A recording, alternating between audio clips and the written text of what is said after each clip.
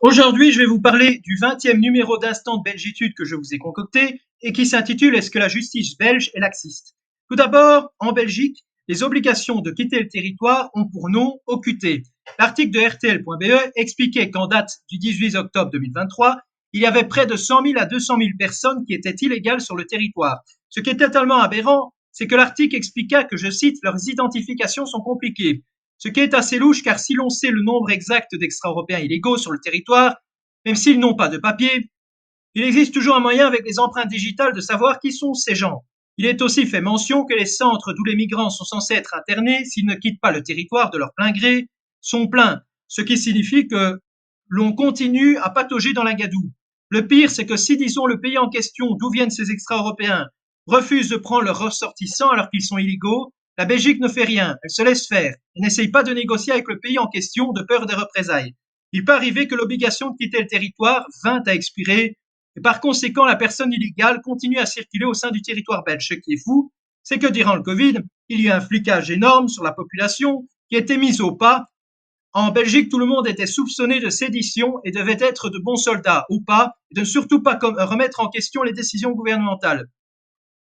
Par contre, des personnes qui sont illégales sur le territoire, là par contre, ne sont pour beaucoup nullement inquiétées par la police, car en 2022, par exemple, seulement 5 500 sur 25 000 personnes illégales ont quitté le territoire.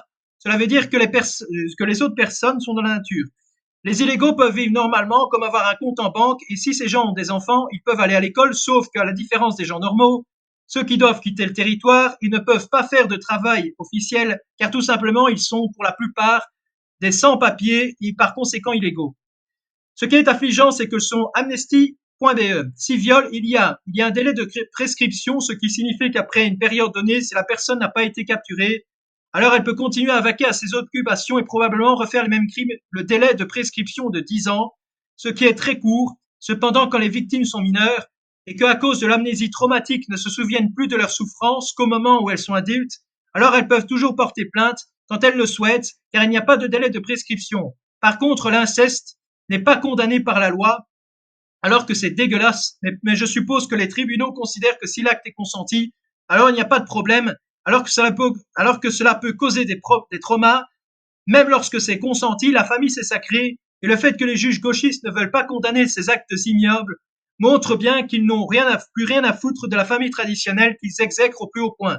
Au passage, c'est l'Église catholique qui en premier a condamné l'inceste. Selon la Libre.be, deux Marocains dans les toilettes à Liège ont violé un homme en l'obligeant à crier Vive le Maroc. Bizarrement, les juges gauchistes n'ont pas considéré que c'était raciste. Imaginez-vous la justice marocaine si un Belge avait fait la même chose au Maroc. L'agresseur aurait passé un sale quart d'heure, car les prisons marocaines ne sont pas les mêmes qu'en Belgique. Autre fait abominable, et qui prouve qu'entre la théorie et la pratique, il y a souvent un gouffre. Selon RTL.be, deux rappeurs connus sous le nom de Soufiane Ediani et Mohamed R. ont été condamnés. Soufiane à 5 ans d'emprisonnement pour le viol de deux jeunes filles de 14 et 16 ans et Mohamed à 40 mois, soit 3 ans et 4 mois. Ce qui est terrible, c'est que selon le site amnesty.be que j'avais mentionné précédemment, dans le code pénal belge, est mentionné qu'un viol sur une personne qui a entre 10 et 16 ans est de 15 à 20 ans d'emprisonnement, ce qui signifie que dans un monde normal, le strict minimum serait pour Soufiane 30 à 40 ans de prison et Mohamed 15 à 20 ans de prison, même si dans un monde normal, si j'étais juge, ce serait minimum la peine à perpétuité. On peut se dire que leur peine a été lourdement atténuée parce qu'ils sont des rappeurs connus et que par conséquent, le fait qu'ils ont de l'argent pour les avocats, ils ont aussi donné beaucoup d'argent pour les avocats, et il y a aussi les fans qui pour certains les soutiennent, faisant pencher les juges gauchistes en leur faveur, même si ces faits sont une horreur. Il y a eu aussi une affaire, selon la RTBF.be, dans laquelle deux personnes extra-européennes du nom de Ryan R. et Anas T. ont en Belgique tendu des guet-apens à des personnes qui étaient sur Grindr et qui, au passage, est un site homosexuel de rencontre. Les deux agresseurs ont commis 3 agressions et ont frappé sur les homosexuels en plus de leur voler de l'argent. Ryan R. a eu 7 ans de prison et Anas T. 3 ans de prison, dont un ferme. Connaissant la justice belge, le Anas T. va probablement voir sa peine réduite car la peine de prison ne dépasse pas 3 ans et la remise de peine est donc possible. Il est intéressant de noter qu'on aurait pu croire qu'ils sont extra-européens et qu'ils auraient pu échapper à la justice, mais qu'ils ont été condamnés à une peine légère, mais une peine quand même. Autre fait d'actualité selon la VRT, dans lequel à Gand, des élèves extra-européens dans une école ont crié à la Akbar quand l'association appelée Arc-en-Ciel est venue pour sensibiliser contre l'homophobie. Et en plus de cela, ils ont craché sur le drapeau LGBT. Le fait qu'ils aient crié à la Wakbar vient de l'article du site F de Souche, car malheureusement, le Twitter de la personne qui l'a partagé, cette information n'existe plus. Ce qui est bizarre, c'est que aussi loin que j'ai cherché, je n'ai trouvé aucune peine de prison ou de lourdes amendes à l'encontre de ces étudiants, alors que leurs comportements sont ouvertement homophobes. Selon le droit belge, les mineurs ne peuvent plus être condamnés comme les adultes, voire la plupart du temps pas du tout, ce qui est absurde. Il faut parler aux mineurs comme des adultes pour qu'ils comprennent que la vie ne fait pas de cadeaux, car les mineurs connaissent très bien la notion de bien et de mal. Ils font les imbéciles, mais savent très bien que leurs actions sont très graves. Le problème, c'est qu'une justice laxiste va faire que plus tard, ils pourraient se mettre à faire du grand banditisme, connaissant la justice belge, qui n'est pas du tout sévère. Une autre affaire qui s'est déroulée à Oudenarde, deux mineurs ont tabassé un homosexuel et le pire c'est qu'ils n'ont jamais caché leur homophobie. Mais l'article du soir dit l'agression présumée homophobe. C'est parce que les agresseurs sont extra-européens que les gauchistes du soir modifient la réalité pour la faire coller à leur idéologie. Le pire c'est qu'ils ne furent même pas condamnés seulement à 20 à 40 heures de travaux d'intérêt généraux. Nous allons analyser maintenant un cas de racisme anti-blanc car contrairement à ce que les sociologues gauchistes disent, et au passage, les sciences sociales sont une pseudo-science totalement politisée à gauche, et qui par conséquent va totalement orienter le travail des chercheurs, rendant le travail factuellement non valide car biaisé. Leur travail est biaisé, les sociologues, contrairement aux historiens qui ont toujours une rigueur scientifique, même si, dans toute science, chaque chercheur a son vécu, ses opinions politiques propres, mais cette rigueur scientifique est en quelque sorte un garde-fou. Par exemple, des historiens, lorsqu'ils publient une thèse, vont toujours être jugés par leurs pairs pour évaluer si leur travail vaut quelque chose ou pas, un sou. Et par conséquent, l'on peut juger facilement un chercheur en vue de son expérience et de ce qu'il a produit de par le passé. Le racisme anti-blanc qui niait en bloc par la gauche en expliquant que ce serait une théorie d'extrême droite, voire même de suprémacistes blancs. Dans un article du HLN, il est fait mention qu'un jeune homme belge s'est fait agresser par trois racailles extra-européennes mineures dans la ville de Tir-le-Mont, criant des insultes comme par exemple cancer belge, ce qui est, comme vous l'aurez compris, clairement un cas de racisme, en plus d'agression, car le gamin belge s'est fait tabasser. Ce qui est assez bizarre dans cet article, c'est qu'il est fait mention que ce serait un racisme inversé, un terme, vous vous en doutez, qui a été inventé par nos chers gauchistes. Évidemment, pour eux, les seules personnes racistes sur Terre, ce sont les Blancs, alors que les extra-européens sont les éternelles victimes. Étant donné que pour les gauchistes, nous sommes dans une société majoritairement blanche, donc par conséquent, les Blancs sont les éternels agresseurs, alors que les extra-européens, selon les gauchistes, subiraient les Blancs, alors que l'on n'oblige aucunement les extra-européens à rester sur le territoire belge, ou à subir le racisme, comme ils le disent. Moi, en tant que Belge, si j'étais dans un pays du tiers-monde et que l'on ne me respectait pas réellement, je prendrais la poudre d'escampette. Bref, on ne sait pas dans l'article si les auteurs de ces coups et blessures et d'incitation à la haine ont été capturés par la police, ou même s'ils vont recevoir une peine, mais sachant qu'ils sont mineurs, que la justice est en plus laxiste, il n'y a pratiquement aucune chance qu'ils soient sanctionnés. En 2021, selon la Libre, la Commission européenne a voulu sanctionner certains pays, dont la Belgique, de manquer de rigueur face au racisme, ce qui est fou quand l'on connaît déjà le laxisme judiciaire ambiant. Mais la grande question que l'on pourrait se poser, c'est qu'étant donné que la commission est majoritairement gauchiste lorsqu'il parle de racisme, comme on avait parlé précédemment, il est très probable question, en parlant de racisme, comme les extra-européens,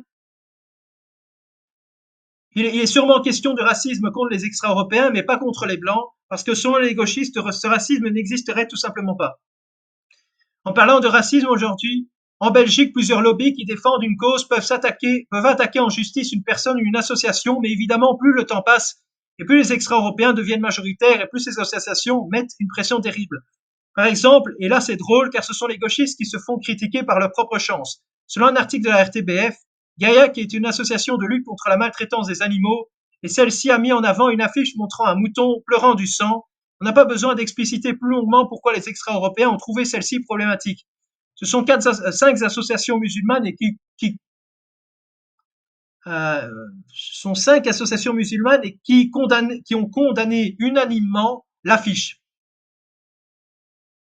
En effet, Gaïa, en mettant en place cette affiche durant la fête du sacrifice, n'est pas très maligne de leur part, car il aurait dû s'en douter qu'il y aurait eu des conséquences. Les gauchistes pensent, avec leur idéologie égalitariste, que toutes les personnes sur Terre sont les mêmes, pensant de la même manière, et par conséquent, pour les gauchistes de Gaïa, une affiche montrant la souffrance d'un mouton va sûrement faire réfléchir les musulmans Sauf que cela n'a pas porté ses fruits, tout simplement car les extra-européens n'ont pas du tout le même rapport au monde. Par conséquent, critiquer leur tradition est vu comme un mal absolu, voire même un relent colonialiste. Mais ceux qui sont en train de nous coloniser, de nous imposer des pratiques qui ne sont pas du tout en règle par rapport aux nôtres, là par contre, ces gens-là ont leur droit au chapitre. Et dans le cas où les extra-européens veulent nous imposer leurs pratiques qui sont contraires aux nôtres, là, la porte est juste là. Imaginez-vous un seul instant des Belges qui auraient été au Maroc et qui auraient voulu imposer le porc, par exemple, ou une façon de préparer le mouton. Pensez-vous vraiment que les Marocains se seraient remis en question en disant que peut-être qu'ils sont racistes et qu'ils ne comprennent pas de ce fait les cultures des autres? En fait, cela n'arriverait pas et les Belges en question, connaissant la mentalité marocaine, auraient été envoyés dans des prisons marocaines. Et autant dire que, alors que nos gauchistes pleurent nos prisons en Belgique, mais par rapport au Maroc, c'est le Club Med. Et d'un autre côté, les extra-européens et leurs alliés de circonstance et les gauchistes ne se privent pas une seconde pour critiquer nos traditions qui sont vues comme rétrogrades, racistes, alors que les gauchistes ne sont pas les outils les plus aiguisés du tiroir, car à part connaître la biographie de Marx et des figures marquantes du communisme, j'ai de sacrés doutes que ceux-ci, qui font tout le temps grève et qui bloquent les amphithéâtres à l'université, sont de très bons historiens pour ne faire la leçon, surtout que les gauchistes, vu leur imposition du nivellement par le bas, il ne faut pas s'étonner de leur médiocrité. Les gauchistes s'abreuvent du discours ambiant déconstructiviste, mais aussi victimaire, que leur servent leurs anges extra-européens, les futurs grands scientifiques et historiens de notre siècle, qui savent mieux que quiconque ce qui est bon ou mauvais, ce qu'il faut croire ou ne pas croire. Passons aux articles relatifs à cette infamie qu'est la déconstruction de nos folklores. Tout d'abord, nous avons un article du Figaro qui témoigne qu'ainsi que le gauchisme a une influence telle qu'il essaie de faire plier les grosses institutions telles que l'UNESCO, qui au niveau international a beaucoup de poids avec différentes plaintes demandant à cette institution de supprimer le folklore de sa liste du nom de carnaval date. Un personnage dans celui-ci qui n'existe que depuis 1856, alors que le carnaval existe depuis l'époque médiévale. Et donc, qui ne présentait pas à l'époque le personnage qui fait, comme les anglo-saxons disent, une blackface, qui veut dire se peindre la peau du visage en noir. Personnage que l'on pourrait enlever, mais de garder le carnaval. Gauchistes ne faisant pas la part des choses. On peut enlever un élément problématique sans enlever le reste. Mais les gauchistes qui sont les premiers à dire d'être dans la bienveillance et de ne pas être dans la généralité sont les premiers à rejeter sont les premiers à rejeter tout un folklore en bloc juste parce qu'il y a un élément problématique. Une autre possibilité serait, car sinon ce serait potentiellement un aveu de faiblesse face aux gauchistes, de laisser le personnage en question, mais d'expliquer que dans un contexte de l'époque, en 1856, la vision du monde était très différente d'aujourd'hui et que par conséquent, il ne faut pas juger les folklores de l'époque avec le prisme d'aujourd'hui, il faut accepter l'histoire telle qu'elle est avec ses mauvais comme ses bons moments. Passons maintenant à une autre tradition vigoureusement combattue par les gauchistes, c'est celle de Saint-Nicolas. En plus de ça, les gauchistes étant pour certains très anticléricaux, voire même en Belgique nostalgiques de la terreur de la révolution gauchiste mondiale que fut 1789, s'en donnent à cœur joie pour s'attaquer à la religion catholique, qui est ici représentée par Saint-Nicolas, qui est un saint qui a véritablement existé dans la réalité. Cette fête n'est pas seulement célébrée en Belgique, mais aussi aux Pays-Bas et dans le nord de la France. Mais d'où vient cette polémique, me diriez-vous? Cette polémique qui vient en fait surtout du personnage de Zwarte Piet, aussi appelé le père Fouettard, qui aurait, selon les gauchistes, une apparence de blackface. Et dans le folklore, celui-ci punit les enfants, passage à la différence de Saint-Nicolas, qui récompense les enfants sages. Bref, le père Fouettard, qui n'est pas une blackface, mais tout simplement une personne qui est passée par la cheminée et a reçu la suie sur son visage. Tout ce que j'ai dit dans le paragraphe précédent s'applique ici. En Belgique, lorsque la peine ou les peines totalisent un temps de détention qui se situe entre 6 mois et 3 ans, alors il est possible que sous certaines conditions que le condamné soit relâché, mais il faudra encore attendre la décision du juge. Le problème, c'est que la plupart des condamnés qui ont dû faire plusieurs peines de prison de par le passé, même courtes, connaissant l'espèce humaine, vont la plupart du temps vont tenter de quitter le territoire. Selon le site Valentine Crobé Avocat, dans la loi, il est censé, lorsqu'une infraction est commise dans le cas d'une récidive, que la peine peut être doublée, sauf que quelques exemples vont nous prouver que dans les faits, cela arrive très rarement. La justice belge pense sincèrement que des individus qui sont radicalisés, des terroristes, en les relâchant dans la nature, ne vont pas récidiver, comme dans un article de sudinfo.be nous le dit. D'avoir ce comportement, c'est déjà admettre un aveu d'échec car les prisons sont majoritairement peuplées d'extra-européens qui continuent à être radicalisés en prison avec tous leurs camarades qui sont là. Selon une enquête réalisée en 2014 et qui venait initialement du site belge Actualité du droit, mais cet article n'existe plus. Par conséquent, l'article de F de Souche a expliqué que près de 90% des jeunes en 2014 en Belgique récidivaient, ce qui est beaucoup. Le vol représentant 38,4% des cas et les meurtres et viols 9,3%. Selon le site de la rtbf.be, en 2024, le taux de récidive en prison était de 60%. Évidemment, les gauchistes vont expliquer que si les détenus ont des peines trop longues, ça va les amener à récidiver et que les laisser sortir, c'est la meilleure solution. Alors que l'on sait très bien qu'ils ne vont pas être surveillés en semi-liberté, la police est déjà en sous-effectif. Comment voulez-vous qu'ils surveillent autant de criminels alors que même si les prisons sont insalubres, ce n'est pas à cause de leur précarité que les gens tombent dans la criminalité. Il peut arriver, mais la plupart du temps, ceux qui vont en prison et qui sont extra-européens, ce n'est pas seulement dû à la pauvreté, mais les rares Européens qui sont en prison, les gauchistes n'arrêtent pas de victimiser les prisonniers, alors que c'est leur entière responsabilité qu'ils sont là. Si la justice était beaucoup plus sévère, le nombre de prisonniers serait plus faible, il n'y aurait pas de surpopulation carcérale et donc il y aurait de meilleures conditions sanitaires et donc moins de récidives.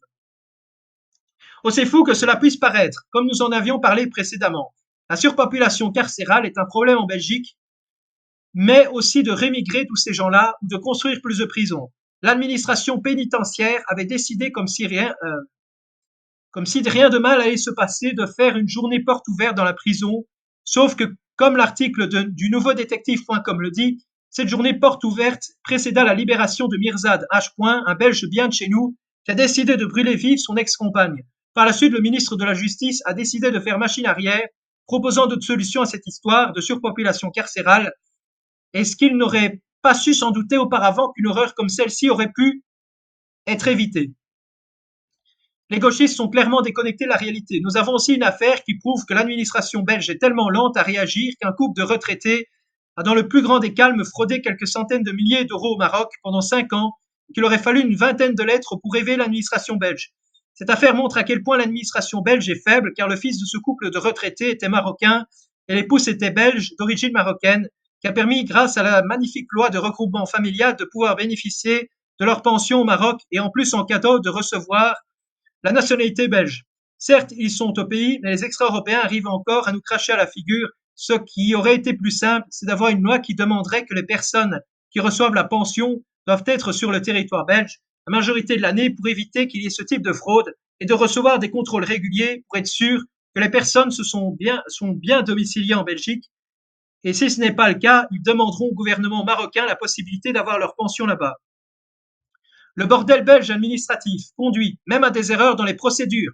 Par exemple, il y a eu une contradiction entre les strates de l'État car les autorités belges, le fédéral, qui avait décidé en 2022 d'obliger l'imam Mohamed Touchgani à quitter le territoire. C'est ce qui s'est passé, sauf qu'en 2025, les juges gauchistes du tribunal de première instance de Belgique ont décidé que malgré ce que le sommet de l'État avait conclu, les juges lui ont laissé la possibilité de rentrer au pays. Et en plus, si cela ne suffisait pas, la Cour de cassation avait décidé de lui accorder la nationalité belge, ce qui signifie qu'il ne sera plus jamais expulsable. Et puisqu'il a demandé la naturalisation en 2019, les gauchistes se sont dit que cette personne ne devait présenter aucun danger puisqu'il est super bien intégré, parlant aucun mot de français ni de flamand, une drôle de définition de l'intégration. Bref, nous vivons une dictature des juges rouges. Le problème, c'est que ce serait malhonnête de se dire que même si nous avions des juges intègres de droite, nous aurions encore en face de nous un Goliath, la Cour européenne des droits de l'homme, qui est une administration gauchiste. Le Premier ministre actuel belge, Bart De Wever, a quand même pris, il faut le saluer, une très bonne initiative en critiquant cette même Cour de justice. Il a même été rejoint par 8 pays européens, mais la Cour de justice a ignoré ces critiques, étant en plus méprisante en expliquant que le législatif n'a rien à recevoir de l'exécutif comme ordre. Évidemment, quand l'exécutif ne va pas dans leur sens, alors que cette Cour de justice oublie que les trois pouvoirs vont de pair et doivent s'accorder sur des mesures à mettre en place pour un fonctionnement harmonieux de la société et non pas que pour que chaque pouvoir crée leur tyrannie. Tout le monde interprète le droit comme il l'entend, et par rapport à ses affiliations politiques, comme la Cour européenne des droits de l'homme l'a prouvé. Les ramifications de cette administration gauchiste se retrouvent en Belgique, où des associations droits de l'hommistes ont décidé de mettre la pression sur la NVA, brandissant la fin des dotations, et comme l'on sait tous, l'argent c'est le nerf de la guerre. En plus, cette charte des droits de l'homme est complètement dépassée, il faut la remettre au goût du jour, car en 1953, la situation catastrophique que nous connaissons aujourd'hui de remplacement démographique n'était pas du tout à l'heure du jour. Les gauchistes se bercent d'illusions, c'est très bizarre, car de nouveau, nous allons parler des juges rouges belges qui, en date de 2020, s'étaient dit qu'un certain Khalid Bouloudou qui était recruteur en Belgique pour le compte de l'État islamique, avait des chances de pouvoir se réinsérer dans la société, alors que c'était un radicalisé, et donc il avait reçu un lavage de cerveau, et donc irrattrapable. Donc il était irrattrapable. Cependant, les juges, en mai 2025, ont décidé de condamner le recruteur à 29 ans de prison ferme. Pour celui-ci, pour avoir séquestré un enfant neveu d'un parrain de la drogue, 29 ans, c'est beaucoup trop peu. La Belgique, et c'est terrible de le dire, se fait victimiser par la Cour européenne des droits de l'homme. Tout d'abord car une migrante guinéenne se disant avoir 16 ans a expliqué avoir été obligée de passer un test osseux de la part des autorités, alors que, en plus, c'est un test qui coûte cher, mais c'est nécessaire pour pouvoir prouver que la personne est mineure ou qu'elle ment. Et dans ce cas, si elle mentait, et dans ce cas, elle mentait en plus, elle avait 21 ans. Pourquoi avoir menti? En fait, en Belgique, dans notre plat pays, lorsqu'on est mineur, l'on ne peut être expulsé, ce qui veut dire qu'en disant qu'elle avait 16 ans, elle aurait pu, dans un délai de 2 ans, bénéficier de la nationalité belge, ce qui n'est pas encore le cas, mais elle est en train de se faire régulariser. Le pire, c'est qu'elle a été se plaindre à la Cour européenne des droits de l'homme en expliquant, certes, qu'elle avait produit une copie illégale de son acte de naissance et qu'elle a quitté son pays pour fuir son pays à cause de sévices qu'elle subirait dans le cadre d'un mariage forcé de la part de son mari. Le pire dans cette histoire, c'est que malgré qu'elle a menti à plusieurs reprises et qu'elle aurait pu aller dans d'autres pays africains aux alentours, et qu'en plus les autorités ont le droit d'être sûres que les personnes soient honnêtes sur leur âge pour éviter des fraudes, mais malgré cela, la CEDH a décidé de croire la femme sur parole et de punir la Belgique à verser 5 000 € à la femme alors qu'elle s'était faite passer pour une mineure et si, qu'en Belgique, si elle avait été reconnue comme telle, elle aurait pu recevoir une aide financière du CPS. En plus de ça, si la personne n'avait pas été acceptée sur le territoire belge, après toute la procédure, alors elle aurait pu, en plus, en retournant au bercail, de recevoir des aides de réintégration. L'instabilité de la Belgique est due aussi beaucoup au laxisme judiciaire. Par exemple, il y a eu à Bruxelles des guerres de narcotrafiquants où un jeune homme de 19 ans s'est fait abattre lors de cette fusillade. Et en plus, les assassins ont réussi à s'échapper alors que la police n'était pas loin. À Arlon, un homme de 34 ans a commis un viol, n'a pas respecté l'obligation de quitter le territoire alors qu'il était en Belgique depuis ses 15 ans. Il a volé, il a harcelé, il a outragé des policiers, il possède des armes illégalement, il a commis des attentats à la pudeur et agressé son ex-petite amie. En plus de ça, il avait 14 identités différentes, ce qui veut dire qu'au départ, il n'était pas très net. Bref, 66 mois de prison sont requis contre lui, ce qui équivaut à 5 ans et demi de prison, ce qui est ridicule.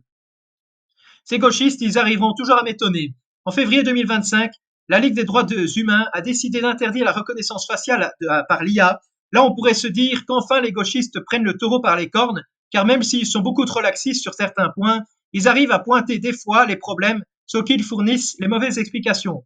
Dans ce cas-ci, ils n'ont pas voulu interdire l'usage de l'IA, pas pour le non-respect de la vie privée de tous les Belges, mais selon eux, car cela permettrait au pouvoir fédéral notamment de surveiller des personnes qui seraient jugées comme marginalisées et plus criminogènes. Par contre, concernant les Blancs, ils en ont rien à foutre, au contraire, s'il n'y avait pas d'extra-européens en Belgique et que, comme tous les gauchistes aiment s'immiscer dans la vie privée des gens, comme en République dite populaire de Chine, où ils sont dans un état qui est pire que l'œuvre 1984 de George Orwell, la Ligue des droits de l'homme n'aurait sûrement rien dit et aurait sûrement voulu que la surveillance de masse soit imposée pour voir si, comme le discours gauchiste ambiant le dit, que les méchants blancs sont vraiment racistes, même si je suis très opposé à cette loi de reconnaissance faciale.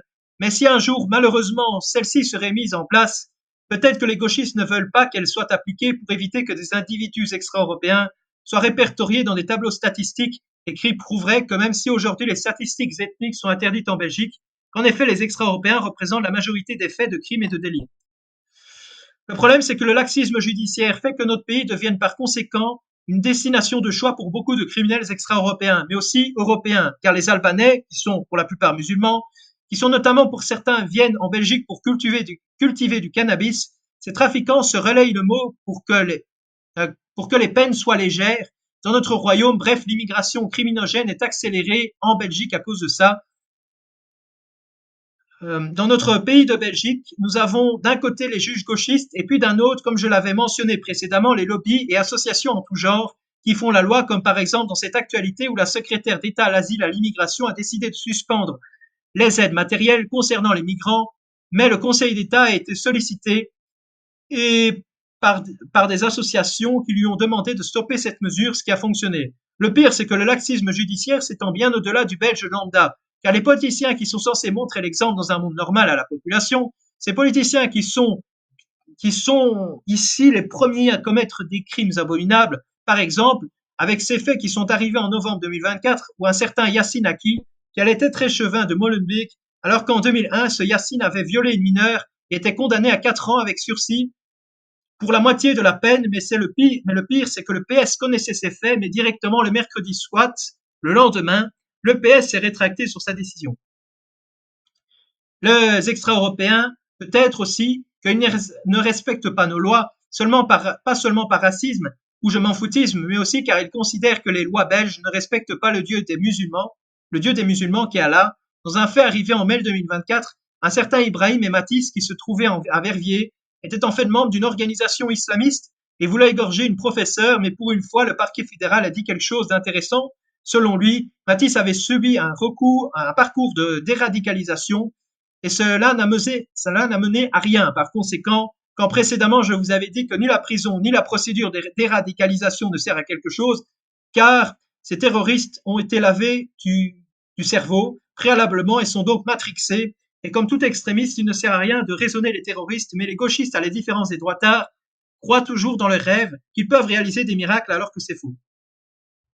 Comme j'avais dit précédemment, les gauchistes, avec leur laxisme judiciaire en Belgique, pensent que tous les réfugiés de la Terre sont inoffensifs. Par conséquent, et ça c'est impardonnable de la part de la gauche, d'avoir mis dans la tête des gens ce stéréotype-là. Car il y a eu un fait qui s'est déroulé dans un cote à Bruges, qui s'est déroulé en novembre 2023, où une jeune étudiante à l'université s'est faite violer par un réfugié égyptien, mais jamais de la vie elle n'a eu ce réflexe que toute personne doit avoir et qui est de se méfier des étrangers et de seulement accorder la confiance quand l'on est sûr que la personne est bien intentionnée et qu'on la connaît depuis suffisamment longtemps. Elle fut très courageuse de porter plainte car malheureusement aujourd'hui, certaines femmes ont peur des conséquences, voire même d'être traitées de racistes, mais le sentiment malheureusement qui est partagé par beaucoup de personnes de ne pas se méfier des étrangers vient de cette idéologie de merde qu'est le gauchisme qui pourrit la Belgique depuis la fin des années 60.